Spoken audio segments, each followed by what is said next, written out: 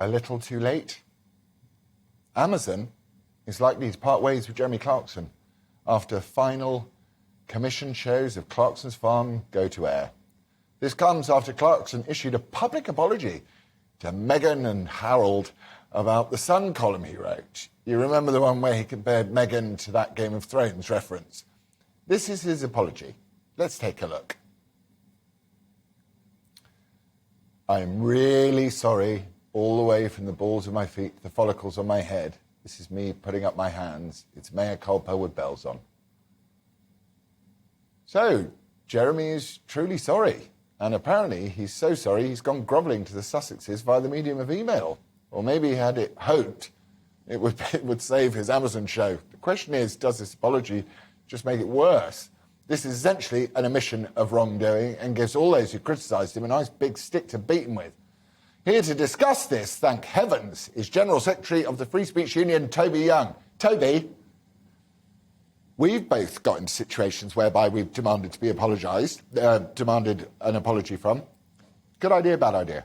It usually makes things worse, Lawrence. So when I was targeted by a Twitchfork mob, when I was appointed to a government regulator at the beginning of 2018, people dredged up things I'd said on Twitter, some things I'd written dating back at least 30 years. A petition was started, signed by 220,000 people, demanding that Theresa May sack me. I had a mob of journalists on my doorstep. And in the end, I thought the only way to make this stop, to make it go away, to save my career, would be to apologise. So I issued an apology and hoped that would draw a line under it. Turned out that was the worst possible thing I could have done. That was like throwing a piece of raw meat to a shoal of piranha fish. The feeding frenzy just intensified. The mob then came for me in 4 other roles and I ended up having to step down from 5 roles in total. The apology just multiplied. It made it 10 times worse. It was just seen as a sign of weakness by the mob, and I'm afraid that that's what's going to happen in Clarkson's case. And he's minted, though. He's absolutely minted. Why is he apologising? I guess he's hoping that Amazon might reconsider what apparently is their decision not to commission any more series of Clarkson's Farm or his version of Top Gear for them.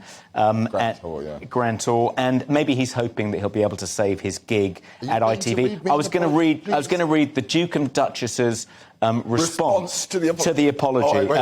Believe it or not, they haven't said we accept it, all is forgiven. Of course not. Come round to dinner. No, they've said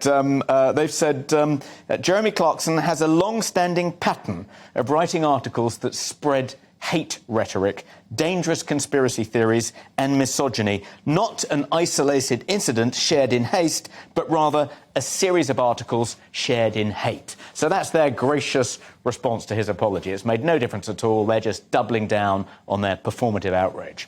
This is the worst. This is why I decided when I messed up and told the truth. I prepared and I went, I'm never going to apologise for telling the truth.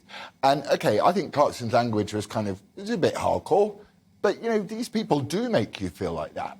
Do you think it's time for you and I to apologise? Well, I have been thinking about this, Lawrence, because to Meghan, for all the mean things we've said about Meghan, would you like... well, hold on. Just to be clear, Meghan likes to portray herself as a bit of a victim. A bit put upon, a bit vulnerable. Some people might say she has been victimised, Toby. Well, maybe they might well say that, and she might well say that. But it's beginning to look as though, far from being this vulnerable, fragile woman who is easily hurt by hurty words, if you cross her, you get into an awful lot of trouble. She's so far now, she got Piers Morgan basically fired from Good Morning Britain for questioning the veracity of some of her remarks in her Oprah interview. She's now He was a bit obsessive, though, Piers. To be fair, I can understand people that dislike Meghan, but Piers was pretty much Piers crossed Meghan off our screens, reduced to appearing on another channel. Clarkson now in all sorts of trouble. You can imagine Ricky Gervais at the Golden Globes picking out Meghan in the audience, taking the mickey the next day, finding he's lost all his gigs, including all his Netflix specials.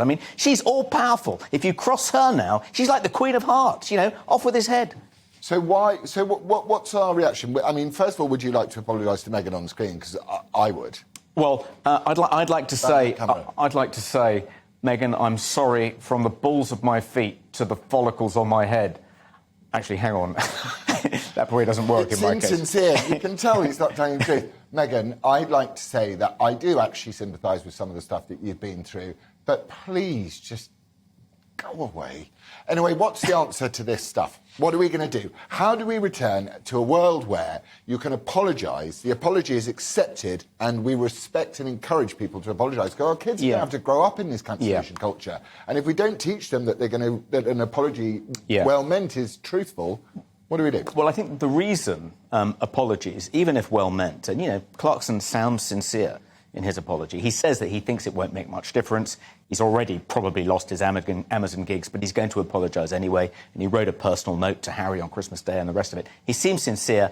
Nonetheless, his apology hasn't been accepted. And I think this tells us something about the woke left. You know, they're incapable of forgiveness. They've taken some aspects of Christianity, but they've left the best parts by the side of the road, like the ability to forgive, giving people who've sinned the possibility of redemption, of being readmitted into your kind of community, into your church. That's not there in the woke church. Once you've sinned, you're out. You're permanently ostracised. And that intolerance, that inability to forgive, that inability to distinguish between the sin and the sinner is one of the most unattractive things about this quasi-religious cult. So I think, you know, if we're going to move on from here, if we're going to become better as a society, we need to accept people's apologies. If they've done something wrong and they genuinely apologise and they mean it, you know, then we should accept their apologies, let them back in and move on. But does that involve a non-secular religion?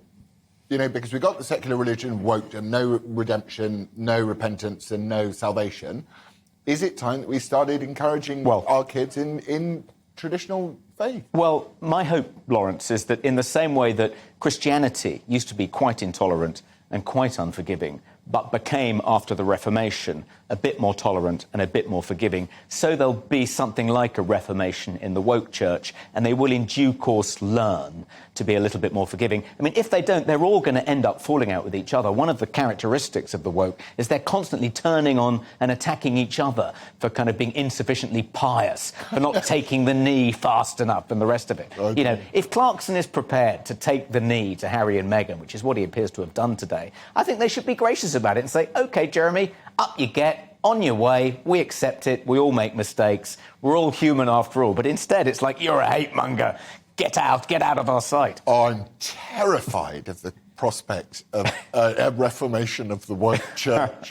You've just basically given me a sleepless night. Oh, sorry about that. Toby Young, thank you very, very much for joining me.